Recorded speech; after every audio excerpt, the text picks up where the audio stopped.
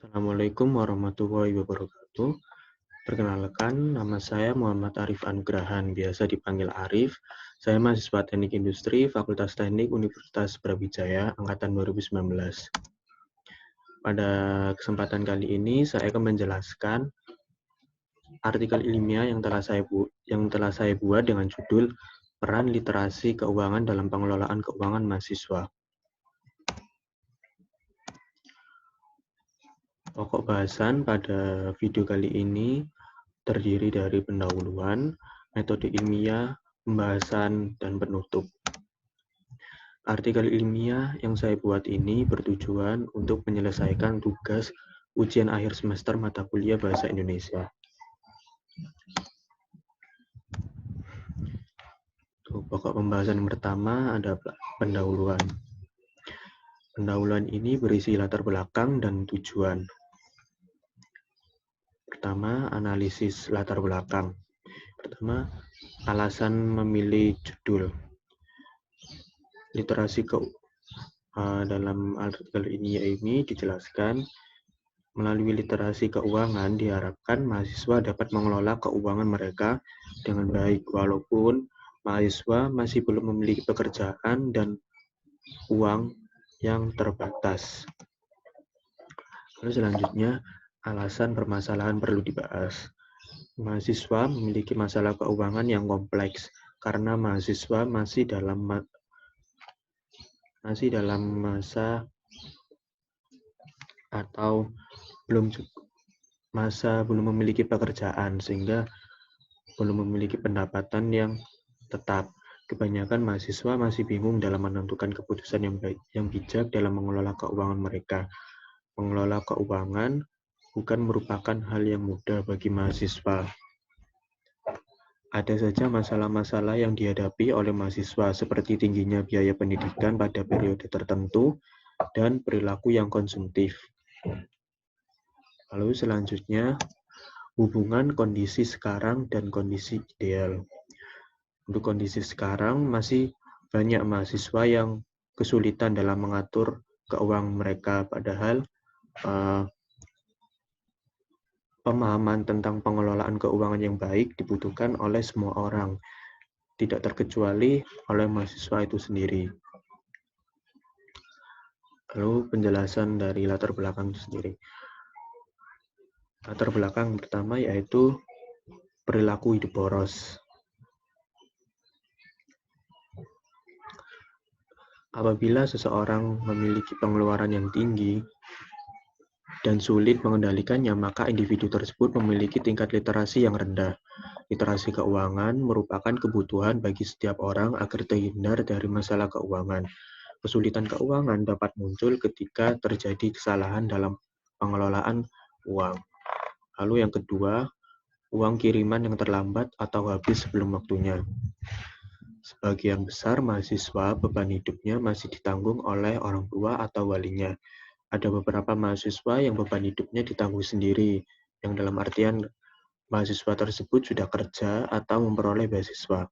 Setiap bulannya, sebagian besar mahasiswa mengandalkan uang kiriman untuk keperluan hidupnya. Sikap mahasiswa terhadap uang tergantung dari perilaku masing-masing. Beberapa mahasiswa membelanjakan semuanya, bahkan mereka selalu meminta uang tambahan.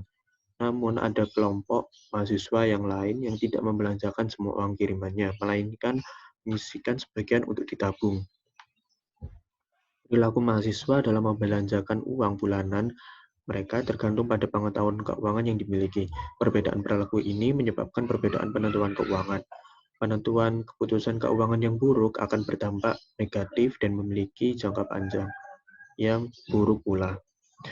Menurut Richard, tahun 2000, perilaku keuangan atau financial behavior mencoba menjelaskan dan meningkatkan pemahaman tentang pola penalaran seseorang, termasuk proses emosional yang terlibat dan sejauh mana mereka mempengaruhi proses pengambilan keputusan. Perilaku keuangan mencoba menjelaskan apa, mengapa, bagaimana keuangan dan investasi. Perilaku keuangan mengandung unsur psikologis, di mana sisi psikologi dapat mempengaruhi manusia dalam mengambil keputusan keuangan yang tepat. Penentuan keputusan keuangan yang buruk pada dasarnya diakibatkan oleh kurangnya pengetahuan keuangan sejak dini. Orang tua yang memiliki pengetahuan keuangan yang baik akan menerapkan pada anaknya. Cara yang terbaik memperbaiki perilaku keuangan yang buruk adalah dengan mengajarkan perilaku keuangan yang baik sejak dini. Uang kiriman dari orang tua yang sudah habis sebelum waktunya biasanya karena terdapat kebutuhan yang tak terduga atau disebabkan pengelolaan keuangan yang buruk serta gaya hidup yang boros. Kehidupan mahasiswa yang boros atau mengonsumsi barang atau jasa yang tidak dibutuhkan menjadi hal yang paling sering ditemui. Terkadang kebiasaan ini bukan karena pengetahuan mereka yang kurang, akan tetapi karena pergaulan yang salah di kalangan mahasiswa. Pergaulan ini adalah pergaulan yang menunjukkan kemewahan antar mahasiswa. Kebiasaan buruk ini akan berdampak negatif pada mahasiswa itu sendiri, dan terkadang konsekuensinya dalam jangka panjang. Kebiasaan buruk ini dapat menyebabkan mahasiswa susah dalam menentukan uang mereka akan digunakan dalam hal apa, karena masih banyak mahasiswa yang belum mampu membedakan antara kebutuhan dan keinginan. Yang ketiga adalah kebutuhan tak terduga. Kebutuhan tak terduga yang dialami oleh mahasiswa itu adalah biaya untuk sakit, biaya untuk alat-alat atau fasilitas penunjang kuliah yang rusak seperti laptop rusak atau sepeda motor rusak atau untuk mentraktir teman. Lalu yang selanjutnya tujuan. Tujuan dari dibuatnya artikel ilmiah ini adalah pertama untuk menjelaskan pengertian atau penjelasan dari literasi keuangan itu sendiri kepada mahasiswa. Lalu yang kedua, menjelaskan peran literasi keuangan dalam kehidupan mahasiswa. Menurut Warsono tahun 2010, literasi keuangan dalam bentuk pemahaman terhadap semua aspek keuangan pribadi bukan ditujukan untuk mempersulit atau mengekang orang dalam menikmati hidup, tetapi justru dengan literasi keuangan, individu atau keluarga dapat menikmati kehidupan dengan mendaya gunakan sumber daya keuangan dengan tepat dalam rangka mencapai tujuan keuangan pribadinya.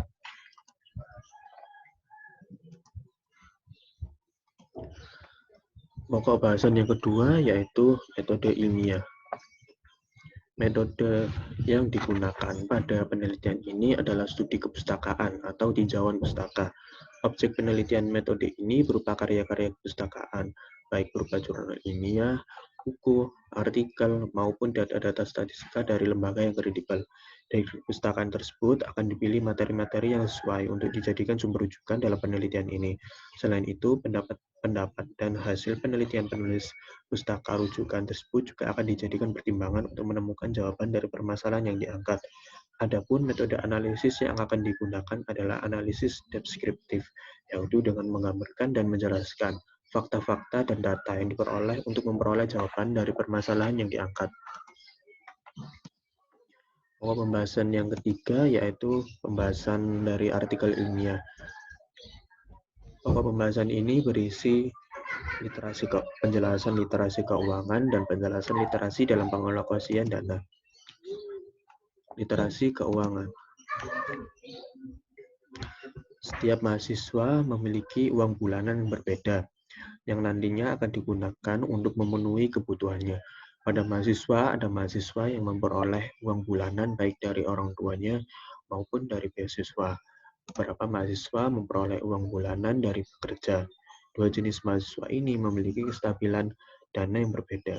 Mahasiswa yang memperoleh dana bulanan dan kiriman orang tua atau beasiswa lebih stabil keuangannya daripada mahasiswa yang bekerja.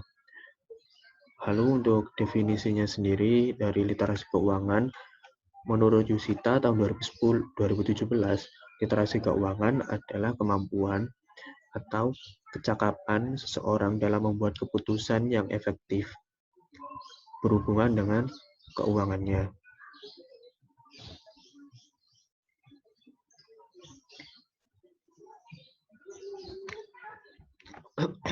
Lalu pendapat yang lain yaitu dari Siahaan tahun 2013 mengungkapkan ilmu keuangan merupakan sebuah ilmu yang dinamis dan prakteknya melekat kuat pada kehidupan sehari-hari. Oleh karena itu, pengetahuan ini harus dimiliki oleh setiap orang supaya dapat menentukan keputusan keuangan yang tepat pada keuangan pribadi mereka dan menggunakan produk-produk finansial. Menurut Warsono tahun 2010, definisi literasi keuangan yaitu sejauh mana pengetahuan dan implementasi seseorang atau masyarakat dalam mengelola keuangan pribadinya. Kemampuan literasi seseorang dapat dilihat melalui bagaimana seseorang memanfaatkan sumber daya keuangannya, menentukan sumber pembelanjaan, memanajemen risiko jiwa dan aset yang dimiliki, dan mempersiapkan kondisi keuangan di masa depan ketika ada masalah. Lalu, literasi keuangan memiliki prinsip-prinsip yang berdasarkan Kementerian Pendidikan dan Kebudayaan tahun 2017. Prinsip yang pertama yaitu holistik atau keutuhan. Unsur-unsur literasi finansial bersinergi dengan 5 literasi dasar lainnya dengan kecakapan abad ke-21. Lalu yang kedua, terintegrasi atau keterpaduan dengan kompetensi, kualitas karakter, dan 5 literasi dasar lainnya. Keterpaduan dengan berbagai ranah, baik sekolah, keluarga, dan masyarakat. Ketiga, responsif terhadap kearifan lokal dan ajaran religi yang ada di Indonesia. Berisi muatan yang mempertimbangkan kearifan lokal dan ajaran religi yang sangat beragam di Indonesia. Lalu yang keempat, responsif kesejahteraan, mempertimbangkan tanggapan dan memanfaatkan hal-hal yang berkenaan dengan literasi finansial yang berasal dari mana saja atau bersifat universal. Lalu yang kelima, inklusif, artinya merangkul semua pihak dengan terbuka dan setara, membuka kesempatan atau peluang serta kemungkinan-kemungkinan yang berasal dari pihak lain. Lalu yang keenam, partisipatif, artinya melibatkan, mendayagunakan, memanfaatkan berbagai pemangku kepentingan literasi finansial dan berbagai sumber daya yang dimiliki berbagai pemangku kepentingan. Lalu yang ketujuh, kesesuaian perkembangan psikologis, sosial, dan budaya. Artinya, bahan-bahan program dan kegiatan literasi finansial selaras dengan perkembangan individu, perkembangan sosial dan budaya yang melingkupi atau menaungi individu. Yang kedelapan, keberlanjutan. Artinya, seluruh program, kegiatan, dan hasilnya harus berlanjut dan saling menopang. Lalu yang terakhir, keakuntabel semua program, kegiatan, dan hasil literasi finansial harus dapat dipertanggungjawabkan kepada semua pemangku kepentingan literasi, serta bisa diakses dan dikaji kembali oleh pihak lain. Literasi keuangan bagi mahasiswa bukan hanya sekedar teori saja, melainkan dapat dipraktekkan dan membuat mahasiswa lebih bijak dan pandai dalam mengelola uang mereka. Literasi keuangan dalam penggunaan dana. Menurut Chen dan Volpe tahun 1998,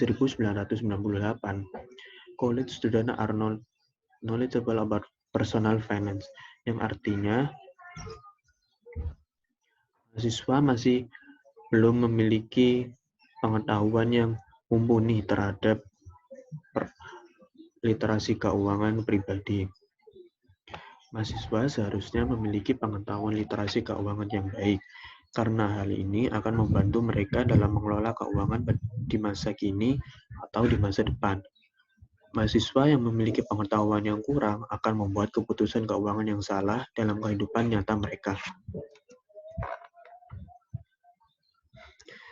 Uang bulanan pada umumnya digunakan untuk konsumsi kebutuhan sehari-hari seperti untuk keperluan makan dan minum, atau untuk kebutuhan jangka panjang atau masa depan.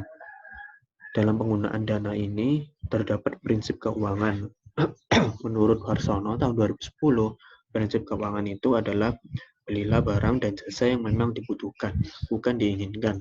Keputusan pemilihan didasarkan pada logika yang sehat, bukan emosional semata. Lalu, literasi dapat diterapkan dalam hal mengatur belanja, tabungan, dan investasi. Dalam hal mengatur belanja, ada beberapa hal yang harus diperhatikan, seperti survei harga. Dalam melakukan konsumsi barang atau jasa, sebaiknya mahasiswa melakukan pengumpulan informasi, seperti kualitas, harga, cara penggunaan, garansi, dan cara pembayaran. Dengan ini, mahasiswa akan lebih selektif dalam mengelola keuangan mereka. Mahasiswa akan lebih mengetahui tempat mana yang menjual barang yang lebih murah, tetapi memiliki kualitas yang bagus. Melalui cara ini, diharapkan perilaku boros mahasiswa akan berkurang karena mahasiswa tidak langsung membeli barang sesuka hati mereka. Selain itu, mahasiswa akan dapat menyisihkan uang mereka untuk disimpan karena mahasiswa memperoleh selisih harga dari barang-barang yang biasa dia belinya. Lalu selanjutnya, membuat daftar kebutuhan. Jangan sampai mengesampingkan kebutuhan demi keinginan atau bahkan sampai mencicil barang yang diinginkan. Untuk membuat daftar kebutuhan, harus berfokus pada barang-barang yang diperlukan. Terkadang ketika kita di suatu tempat belanja atau ketika melihat online shop, kita membeli barang yang tidak dibutuhkan dan ketika sampai di rumah, kita menyesal karena telah membeli barang tersebut. Karena kita tidak tahu fungsi dari barang tersebut itu untuk apa. Membuat tabungan terpisah. Membuat rekening tabungan terpisah dari rekening pengeluaran bulanan secara penuh. Jika menggabungkan kedua tabungan tersebut, terkadang kita membeli suatu barang merasa masih aman karena masih ada dana di tabungan. Padahal tidak semua dana tersebut bisa digunakan sesuka hati. Maka dari itu, perlu untuk memisahkan tabungan tersebut dan tidak menyentuh rekening yang terpisah tersebut untuk memenuhi kebutuhan sehari-hari. Lalu yang keempat adalah belanja dengan orang kepercayaan. Mengajak orang kepercayaan untuk menemani belanja akan bermanfaat pada mahasiswa yang memiliki tipe boros atau tidak bisa menahan keinginan untuk berbelanja. Dengan mengajak orang kepercayaan diharapkan dapat memberikan pendapat atau dijadikan pertimbangan. Teman bisa memberikan pandangan yang objektif mengenai suatu barang. Dalam hal ini, yang perlu diperhatikan adalah teman yang diajak bukanlah teman yang akan membuat semakin boros dari sebelumnya. Lalu yang kelima adalah memiliki dana darurat. Dana darurat atau emergency fund adalah sejumlah uang yang dicadangkan dan dialokasikan terpisah untuk memenuhi kebutuhan yang bersifat darurat. Dana darurat dapat digunakan saat terjadi kesulitan yang mendadak, seperti tiba-tiba laptop rusak, kendaraan rusak, sakit, atau peralatan rumah yang rusak. Setiap orang memiliki kebutuhan dana darurat yang berbeda-beda. Untuk mahasiswa, biasanya mahasiswa masih lajang dan masih belum memiliki pasangan atau keluarga. Jadi dana darurat yang disarankan adalah 3 kali biaya hidup rata-rata atau 3 kali pengeluaran bulanan. Yang terakhir adalah membuat anggaran belanja.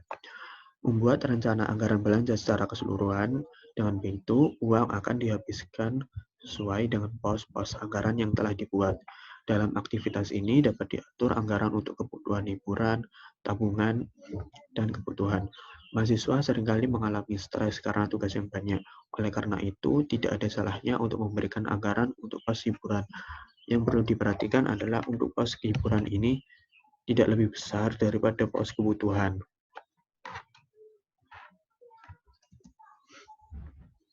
Yang selanjutnya adalah tabungan. Tabungan dapat diartikan sebagai dana darurat untuk keperluan jaga-jaga atau terkadang hanya untuk prediksi masa depan. Pada umumnya, mahasiswa menempatkan tabungan mereka pada ATM atau rekening bank yang dapat sewaktu-waktu dicairkan. Menyimpan uang dalam tabungan memiliki resiko yang sangat kecil. Tabungan memiliki tingkat likuiditas yang tinggi, yang dapat dicairkan sewaktu-waktu sesuai kebutuhan.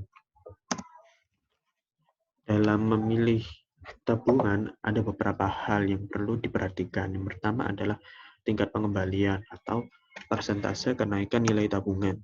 Lalu yang kedua adalah inflasi. Inflasi perlu dibandingkan dengan tingkat pengembalian karena dapat mengurangi daya beli. Lalu yang ketiga adalah pertimbangan pajak. Karena pajak dapat mengurangi pengembalian atau bunga tabungan. Lalu yang keempat adalah likuiditas atau kemudahan dalam menarik dana jangka pendek tanpa kerugian pokok atau fee. Lalu yang kelima adalah keamanan. Ada tidaknya proteksi terhadap kehilangan uang jika bank mengalami kesulitan keuangan. Lalu yang keenam, pembatasan atau fee. penundaan atas pembayaran bunga yang dimasukkan dalam rekening, dan pembebanan fee suatu transaksi tertentu untuk penarikan deposito. Lalu yang selanjutnya adalah investasi. Investasi adalah suatu aktiva yang digunakan perusahaan untuk pertumbuhan kekayaan atau accretion of wealth melalui distribusi hasil investasi seperti bunga, royalti, dividen, dan uang sewa. Untuk apresiasi nilai investasi atau untuk manfaat lain bagi perusahaan yang berinvestasi seperti manfaat yang diperoleh melalui hubungan perdagangan. Ini menurut PSAK nomor 13. Dalam berinvestasi ada beberapa perilaku yang perlu dihilangkan seperti rasa takut. Rasa takut ini adalah rasa takut ketika memulai investasi, dan yang kedua adalah perilaku tamak. Perilaku tamak ini terjadi ketika seseorang memiliki atau mendapatkan keuntungan pada saat berinvestasi. Pada perilaku tamak ini, seseorang memiliki kecenderungan untuk menambah investasi tersebut dalam jumlah besar tanpa memperhatikan pertimbangan yang lainnya. Lalu pokok pembahasan yang terakhir adalah penutup. Dari penjelasan tersebut dapat disimpulkan, literasi keuangan merupakan kemampuan dan pengetahuan seseorang dalam mengelola keuangan mereka dalam pemenuhan kebutuhan manusia. Peran literasi dapat diterapkan dalam pengaturan belanja, tabungan, dan investasi. Sekian dan terima kasih atas perhatiannya. Apabila ada saran, kritik, dan pertanyaan, silakan tulis di kolom komentar. Dan jangan lupa memberikan like pada video ini, karena setiap like akan sangat bermanfaat untuk nilai ujian saya. Terima kasih. Assalamualaikum warahmatullahi wabarakatuh.